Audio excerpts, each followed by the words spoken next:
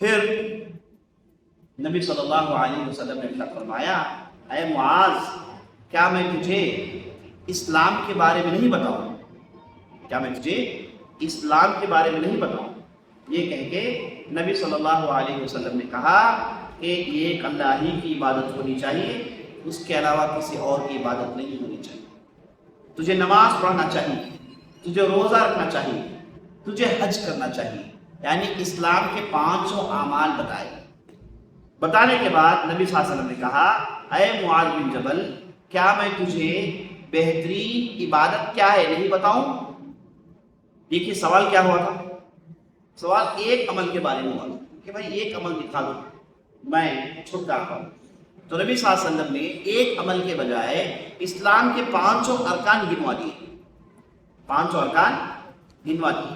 دیکھیے نبی صلی اللہ علیہ وسلم وہ ایک عمل بتائیں گے، لیکن وہ بتانے سے پہلے ان کے ذہن کو کیسے تیار کر رہے ہیں؟ تو پہلے اسلام کے 5 ارکان بتائے، کہا کہ اسلام کے 5 ارکان کلمہ شہادت، نماز، روزہ، حج، زکوٰۃ۔ اس کے بعد معاذ بن جبل سے پوچھا اے معاذ بن جبل الا اخبرک، میں تجھے بہترین عمل کیا ہے نہیں بتاؤں؟ تو معاذ بن جبل نے کہا اللہ کے رسول ضرور بتائیے، اللہ کے رسول ضرور بتائیے۔ تو نبی صلی اللہ علیہ وسلم نے کہا الصوم جنہ، کیا کہا؟ الصوم جنہ، روزہ ڈھال ہے۔ ڈھال کہتے ہیں شیلڈ، جسے ایک لڑاکو اپنے ہاتھ میں رکھتا ہے، جب بھی اس پر حملہ ہو تو وہ ڈھال آگے کر کے اس پر جو حملہ ہوتا ہے اسے روکتا ہے، روکنے کے بعد یہ پھر حملہ کرتا ہے۔ تو اس پر جو حملہ ہوتا ہے اسے روکنے کے لیے وہ ڈھال استعمال کرتا ہے۔ تو نبی صلی اللہ علیہ وسلم کہتے ہیں روزہ ڈھال ہے۔ کیوں؟ یہ روزہ جو ہے کئی برائیوں سے آدمی کو بچاتا ہے، جیسے ڈھال کئی حملوں سے انسان کو بچاتا ہے۔ تو جب آدمی روزہ رکھتا ہے تو وہ اس کے لیے ڈھال بن جاتا ہے، کئی برائیوں سے اس آدمی کو روک دیتا ہے۔ پھر نبی صلی اللہ علیہ وسلم نے کہا الصدقۃ برہان، کہا صدقہ جو ہے ایک بہت بڑی دلیل ہے، یہ ایک بہت بڑی نشانی ہے۔ کس کی نشانی؟ ایمان کی نشانی۔ کہا صدقہ ایک بہت بڑی نشانی ہے۔ کس کی نشانی؟ انسان کے سینے میں جو ایمان ہے اس ایمان کی نشانی۔ پھر کہا صلاۃ الرجل فی جوف اللیل تتجافى جنوبهم عن المضاجع يدعون ربهم خوفا وطمعا، قرآن کی آیت پڑھی۔ تیسری عبادت یہ بتائی کہ ایک آدمی کی نماز جو رات کے پچھلے پہر میں پڑھتا ہے، کون سی نماز؟ تہجد کی نماز۔ پھر قرآن کی اس آیت کی تلاوت کی جس میں اللہ کہتا ہے مومنین تو وہ ہوتے ہیں ان کے پیٹھ ان کی بستروں سے اکھڑ جاتے ہیں۔ بڑا زبردست لفظ استعمال، تتجافى جنوبهم۔ تتجافى کہتے ہیں کوئی بھی چیز اکھڑ جائے، دور ہو جائے، تو ان کے پیٹھ ان کے بستروں سے اکھڑ جاتے ہیں۔ کب؟ رات کے پہر میں، اور اللہ کے بارگاہ میں روتے ہوئے، امید لگاتے ہوئے، گڑ گڑا کے اللہ کی بارگاہ میں مناجات کرتے ہیں۔ تو نبی صلی اللہ علیہ وسلم نے 3 بہترین عمل میں کون سی چیز کا ذکر کیا؟ روزہ، اس کے بعد صدقہ، اس کے بعد تہجد۔ اس سے پہلے کون سی چیز کا ذکر کیا؟ 5 اسلامی ارکان، کلمہ شہادت، روزہ، زکوٰۃ، حج، نماز۔ اب سوال یہ ہے کہ 5 میں نماز ہے کہ نہیں؟ پھر نبی صلی اللہ علیہ وسلم نے دوسری مرتبہ نماز کا ذکر کیا۔ یہ 5 میں زکوٰۃ ہے، پھر نبی صلی اللہ علیہ وسلم نے صدقہ کا ذکر کیا۔ یہ 5 میں روزہ ہے، پھر روزے کو نبی صلی اللہ علیہ وسلم نے ڈھال کہا۔ گویا کہ وہی بات ریپیٹ کر رہے ہیں، ہے کہ نہیں؟ لیکن نہیں، وہ 5 ارکان فرض تھے، اسے آدمی کو کرنا ہی چاہیے۔ بعد میں جو 3 عمل کا ذکر ہوا پورے نوافل، یعنی یہ کہہ رہے ہیں کہ بھائی تم فرض نماز پڑھو، بعد نفل کی بھی ہے۔ کیونکہ تم نے بڑا سوال کیا، تم نے کیا سوال کیا تھا؟ سوال یہ کیا تھا کہ ایسا عمل بتاؤ جس سے میں جنت کے قریب ہو جاؤں، جہنم سے بچ جاؤں۔ تو نبی صلی اللہ علیہ وسلم نے اسلام کے 500 ارکان کا ذکر کیا، اس کے بعد 3 نفل عبادتوں کا ذکر کیا۔ اس کے بعد نبی صلی اللہ علیہ وسلم نے کہا کہ اے معاذ بن جبل، کیا میں تجھے یہ نہیں بتاؤں کہ اسلام کی بنیاد کیا ہے، اور اسلام کا ستون کیا ہے، اور اسلام کی چوٹی کیا ہے؟ کیا پوچھا؟ رأس الامر عمودہ وذروۃ صنامہ۔ کہا اے معاذ بن جبل، میں تجھے تمام معاملات کا جڑ نہیں بتاؤں، اس کا ستون نہیں بتاؤں، اور اس کی چوٹی نہیں بتاؤں۔ ستون اور چھوٹی، چھت، اس کی بنیاد، ستون، چھت، یہ پورے معاملات کا نہیں بتاؤں۔ یعنی یہ کہا کہ جتنی بھی ہماری زندگی ہے، اس کی بنیاد کیا ہے، اس کا ستون کیا ہے، اور اس کا چھت کیا ہے، کیا نہیں بتاؤں؟ تو معاذ بن جبل نے کہا بلا یا رسول اللہ۔ تو نبی صلی اللہ علیہ وسلم نے کہا رأس الامر الاسلام وعمودہ الصلاۃ وذروۃ صنامہ الجہاد۔ نبی صلی اللہ علیہ وسلم نے کہا تمام معاملات جس کی بنیاد پر دنیا میں فیصلے ہوتے ہیں، جس کی بنیاد پر آخرت میں فیصلے ہوتے ہیں، پورے معاملات کس سے جڑے ہوئے ہیں؟ اسلام سے۔ وہی تو ہے نا بھائی، آپ کو اللہ نے زمین بنایا ہے، اسلام پر عمل کرو، ورنہ دنیا میں آنا تمہارے لیے مصیبت ہے، جہنم میں جاؤ گے۔ دنیا میں آئے کس لیے؟ یا تو پھر جنت میں جائے، نعوذ باللہ، برے ہیں تو جہنم میں۔ یہی تو فیصلہ ہے نا، اما شاکر و اما کفورا، شکر گزار کا راستہ ہے یا پھر بدکاروں کا راستہ ہے۔ دو ہی راستے، ایک جہنم میں ختم ہوگا، ایک جنت میں ختم ہوگا۔ تو پورے معاملہ دنیا میں، آپ کا کھانا پینا، رہنا سہنا، بال بچے، دنیا، دولت، زمین، پراپرٹی، یہ سب کس سے جڑا ہوا ہے؟ آپ کی دنیا کی زندگی سے۔ یہ زندگی میں کب کامیاب ہوں گے؟ جب آپ نے اپنے آخرت سنبھالا۔ تو اس دنیا میں کامیاب کب ملے گی؟ جب آپ اسلام میں نکلیں۔ تو نبی صلی اللہ علیہ وسلم نے ایک بہت ہی گہری بات بتائی کہ دنیا میں جو بھی معاملات چل رہے ہیں، اس کی جڑ کیا ہے؟ اسلام ہے۔ جڑ اسلام ہے۔ اسلام قبول کرو جنت جاؤ، نہیں قبول کرو کہ جہنم جاؤ۔ سمپل بات۔ چاہے ویسٹرن کنٹری کے ہو، افریقہ کنٹری کے ہو، ویسٹ ایشیا، جہاں کہیں بھی ہو، آپ کو اسلام قبول کرنا ہے اگر آپ امن چاہتے ہیں، اگر آپ آخرت میں کامیابی چاہتے ہیں، ورنہ تم برباد ہونے والے ہو دنیا اور آخرت۔ اس لیے کہا رأس الامر، تمام معاملات کی جڑ۔ پھر کہا وہ معاملے کا ستون پتہ ہے کیا ہے؟ کہا الصلاۃ، نماز۔ دودھ کا دودھ فیصلہ کرنے والی چیز کی بنیاد کیا ہے؟ ستون کیا ہے؟ نماز۔ اور اس کے بعد کہا ذروۃ صنامہ الجہاد، اور اس کی چوٹی اللہ کے راہ میں جہاد کرنا، اللہ کے راہ میں جہاد کرنا۔ تو نبی صلی اللہ علیہ وسلم یہ 3 چیزیں کب بتا رہے ہیں؟ پہلے 5 چیز بتائے، پھر 3 چیزوں کا ذکر کیا، اور پھر 3 چیزیں۔ پورے کتنے چیزوں میں؟ 5 + 5 + 3 پورے ملا کے 80 پر 9، 11 5 + 5 + 5 + 3 + 3۔ پہلے 5 اسلام کے 5 ارکان، اس کے بعد 3 نفل، اس کے بعد پھر 3 معاملات کے جڑ، اس کا ستون اور اس کا چھت۔ پہلے 5، پھر 3، پھر 3۔ پہلے 5 اسلام کے 5 ارکان، کلمہ شہادت، نماز، روزہ، زکات۔ اس کے بعد نفل روزہ، نفل صدقہ، تہجد کی نماز جو کہ نفل۔ اس کے بعد معاملات سے جڑ اسلام، اس کے بعد اس کے ستون نماز، اس کا چھت جہاد۔ 11 چیزیں بتا۔ اس کے بعد پتہ کیا بولے؟ اس کے بعد بولا الا اخبرک بملاک ذلک، تجھے میں نے 11 باتیں بتائی، 11 باتیں بتائی۔ اب نبی صلی اللہ علیہ وسلم کہاں آ رہے ہیں؟ سوال کیا تھا؟ ایک ایسا دلنی علی عمل یباعدنی عن النار ویقربنی الی الجنہ، ایک ایسا عمل بتائیے جو مجھے جہنم سے دور کرے اور جنت۔ پہلے یہ سوال پوچھے، جواب نبی صلی اللہ علیہ وسلم نے 11 چیزیں گنا دی۔ اب پھر سوال میں آ رہے ہیں، بولیں کہ یہ جو 11 باتیں میں نے آپ کو بتائی، کیا میں ان 11 باتوں کا نچوڑ نہیں بتاؤں؟ ان 11 باتوں کا نچوڑ کا مطلب کیا ہے؟ نچوڑ کا مطلب کیا ہے؟ بادام ڈالتے ہیں، پستہ ڈالتے ہیں، دوسری چیز ڈالتے ہیں، پیس کے اس میں سے رس نکالتے ہیں۔ کھانے کی جب تک بات نہ ہو بات سمجھ نہیں آتی. ہماری بات خیال رکھیے بھائی کیا کر سکتے, کھانے کی باتیں بتائی پڑتی. تو سب دال میں مچھڑ دیں تو جو رس نکلتا ہے اسے کہتے ہیں نچوڑ.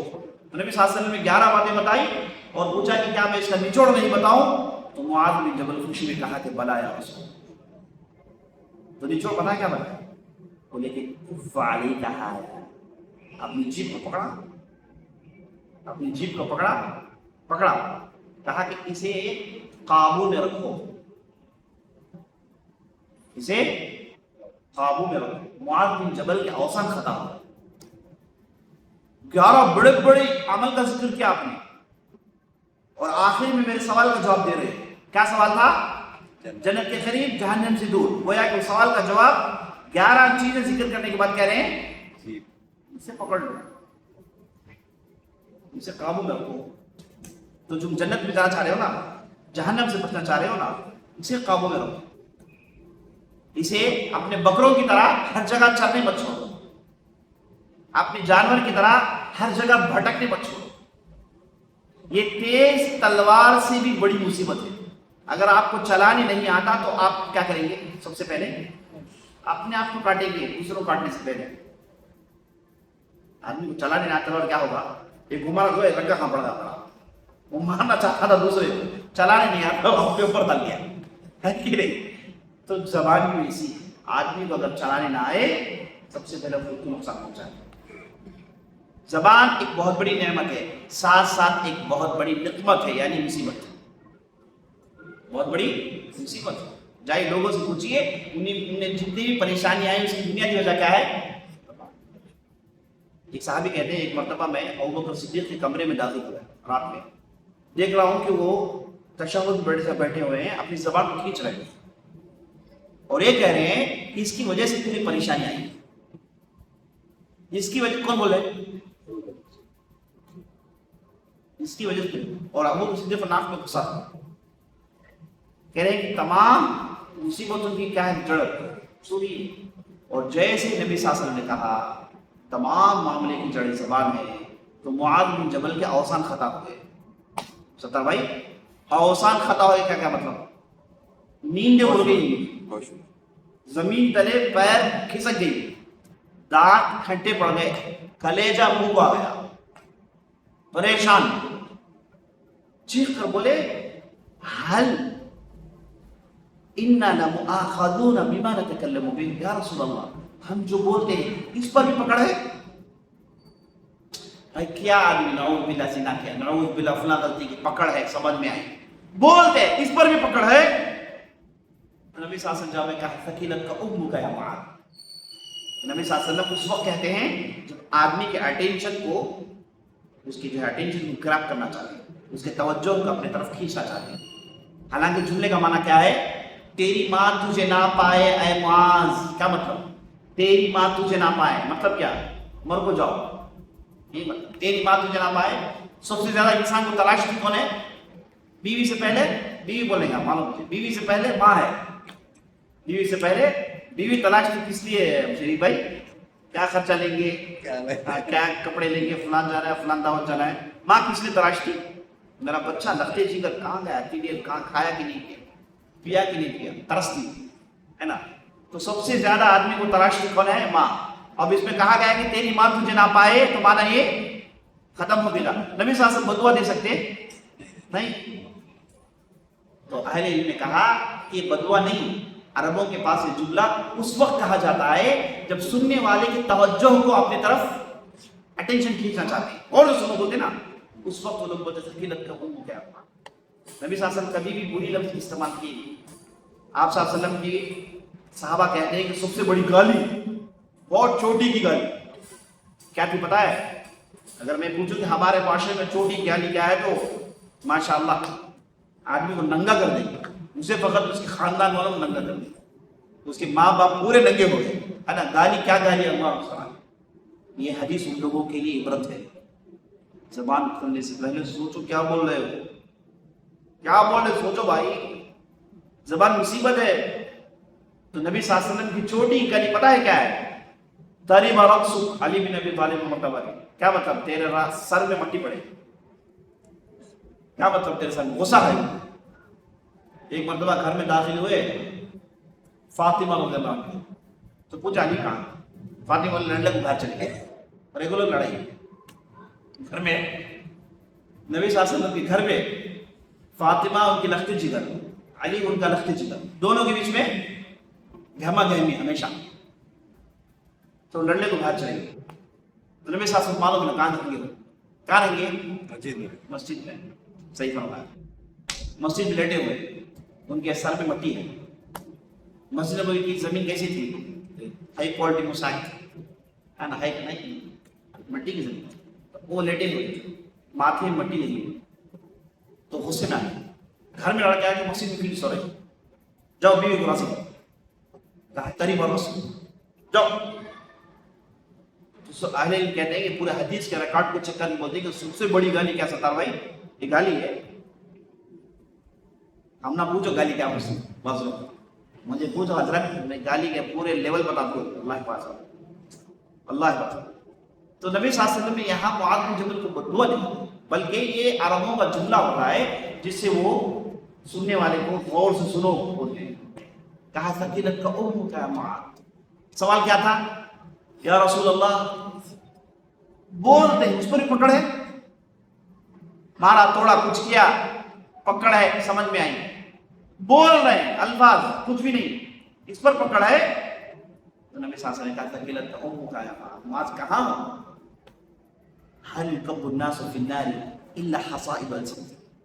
کہا کہ جہنم میں لوگوں کو اٹھا اٹھا کے پھینکا جائے گا. پتہ ہے اس کی وجہ کیا ہے؟ یہی زبان، یہی زبان کی کمائی ہے. مصیبت. معاذ بن جبل کے پورے اوسان خطا ہو گئے. انہوں نے جو سوال پوچھا تھا اس کا جواب نبی صلی اللہ علیہ وسلم نے گھما پھرا کے نہیں دیا، بالکل پھیٹ دیا. کہا کہ جو 11 عمل میں نے بتایا نا پورے برباد ہو جائیں گے اگر زبان صحیح نہیں. یہ جو بڑے بڑے عمل میں نے بتایا نا پورے پانی میں مل جائیں گے اگر تمہاری زبان صحیح نہ ہو. زبان کے الفاظ کمان سے نکلے ہوئے تیر کے برابر ہے.